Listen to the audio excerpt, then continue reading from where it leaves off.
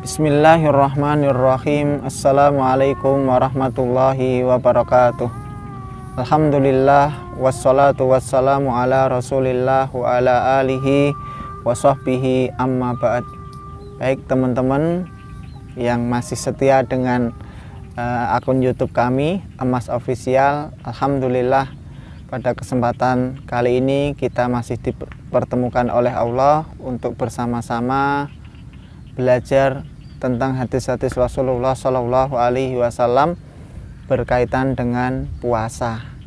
Semoga teman-teman selalu dalam keadaan sehat sehingga Allah mudahkan untuk belajar hadis-hadis Rasulullah Shallallahu Alaihi Wasallam. Baik, pada pertemuan yang lalu sudah kita pelajari tentang kaitannya hukum puasa bagi mereka yang melakukan perjalanan, bahwa musafir itu diberikan hak untuk memilih apakah dia mau berpuasa atau dia memilih untuk tidak berpuasa saat sedang safar.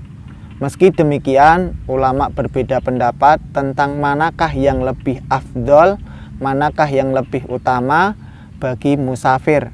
Maka menurut mayoritas ulama, menurut jumhur ulama, bahwa yang lebih afdol bagi musafir adalah untuk tetap berpuasa jika dia mampu. Namun menurut fikih Imam Ahmad bin Hambal, beliau berpendapat bahwa yang lebih afdol, yang lebih utama bagi musafir adalah tidak berpuasa. Baik, kita lanjutkan pembahasan tentang siapa sajakah orang-orang yang diperbolehkan untuk tidak berpuasa, namun dengan konsekuensinya. Baik, kita baca hadis yang diriwayatkan oleh sahabat Ibnu Abbas, seorang sahabat yang ahli dalam hal ilmu tafsir. Ani Bani Abbasin radhiyallahu anhu maqala, diriwayatkan dari sahabat Ibnu Abbas, semoga Allah meridai dari keduanya, dia berkata, rukhisa lisyaikhil kabiri an yuftira, diringankan, diperbolehkan bagi orang yang sudah tua renta untuk tidak berpuasa.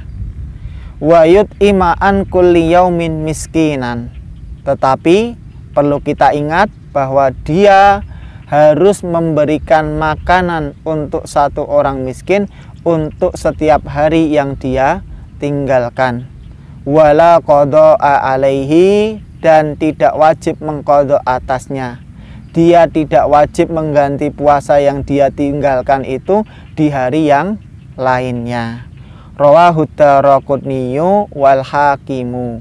Hadis ini diriwayatkan oleh Imam Ad-Daraqutni dan Imam Hakim. Wasahhahahu, hadis ini dinilai sahih oleh kedua imam tersebut. Baik teman-teman, dari hadis ini bisa kita pahami bahwa ketika ada orang tua, mbah kakung, simbah putri yang tidak mampu untuk berpuasa, maka keduanya diperbolehkan untuk tidak berpuasa. Tetapi keduanya harus menggantikan hari yang tidak dipuasai tersebut dengan memberikan makan kepada satu orang miskin. Berapa jumlahnya? Maka menurut mayoritas ulama, menurut jumhur ulama, bahwa jumlah yang harus dia keluarkan sebagai fidyah itu adalah 1 mud.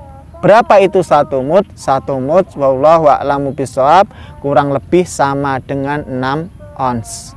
Jadi orang mbah kakung putri, mbah kakung atau simbah putri boleh untuk tidak berpuasa ketika tidak kuat, tapi harus menggantinya dengan memberikan makan sebanyak 6 ons. Bisa itu beras atau mungkin lain sebagainya dari makanan-makanan pokok. Tetapi tentang memberikan makan karena tidak berpuasa bagi simbah kakung atau simbah putri tadi diperselisihkan oleh para ulama akan hukumnya. Kalau menurut Imam Syafi'i dan Imam Ahmad, keduanya mengatakan wajib hukumnya untuk memberi makan. Tetapi kalau menurut Imam Malik hanya disukai, artinya tidak wajib. Kalau punya ya memberi makan, kalau tidak punya tidak memberi makan. Itu menurut fikih Imam Malik, wallahu a'lamu bissawab.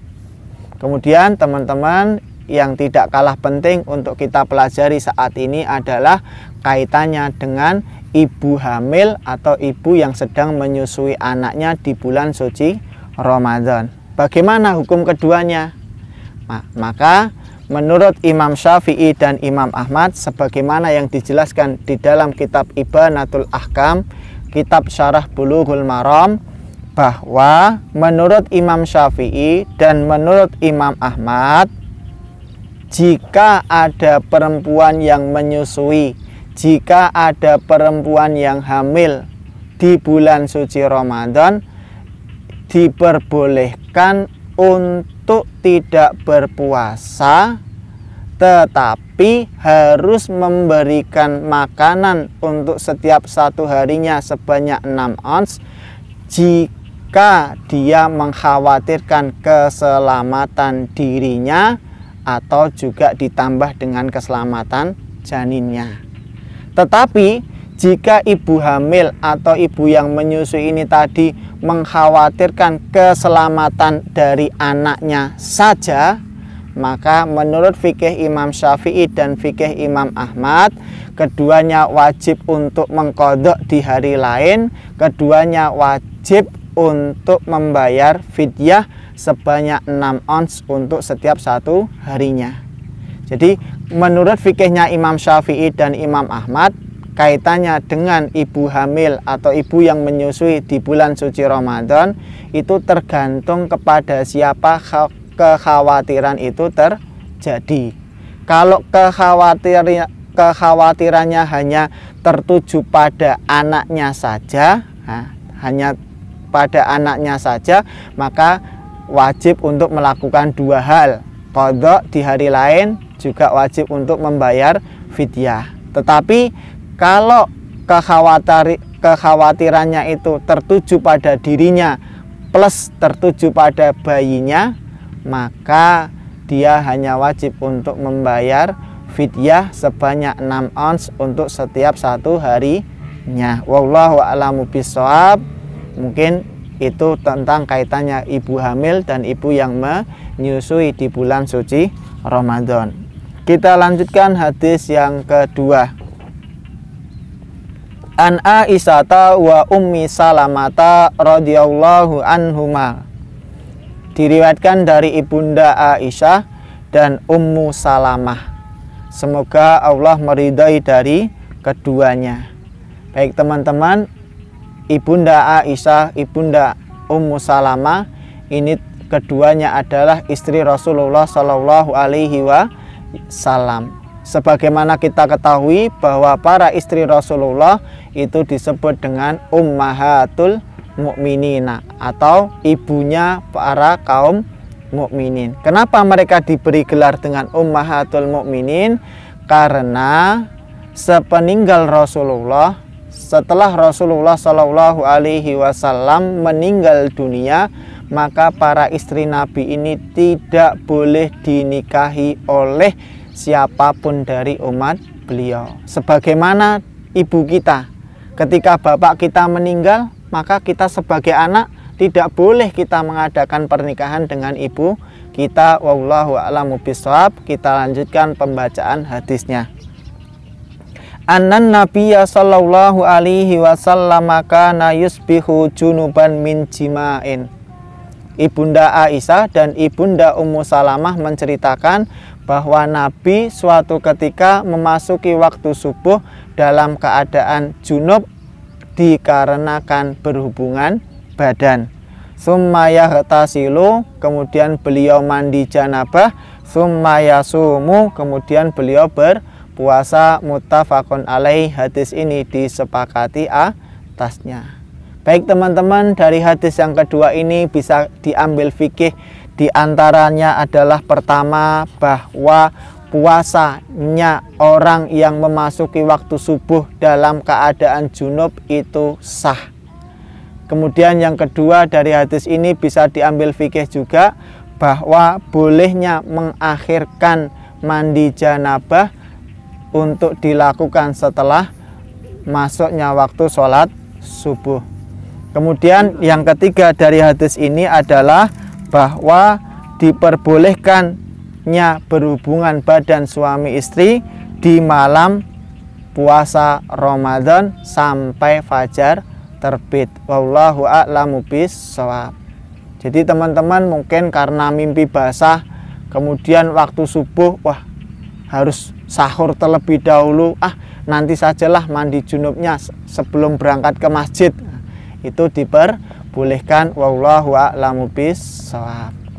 Jadi teman-teman, inti belajar kita sore hari ini adalah kaitannya pertama tentang orang tua, simbah kakung, simbah putri yang tidak kuat untuk berpuasa, maka diperbolehkan untuk tidak berpuasa, dengan konsekuensinya harus membayar fidyah sebanyak 6 ons untuk 1 harinya. Kemudian yang kedua kaitannya dengan ibu yang hamil atau ibu yang sedang menyusui di bulan suci Ramadan. Kemudian yang ketiga adalah kaitannya tentang bolehnya orang yang berpuasa memasuki waktu sholat subuh meski masih dalam keadaan junub. Wallahu a'lamu bishawab. Semoga bisa teman-teman pahami dengan jelas apa yang kita pelajari bersama saat ini. Subhanakallahumma wa bihamdika asyhadu an la ilaha illa anta astaghfiruka wa atubu ilaik. Assalamualaikum warahmatullahi wabarakatuh.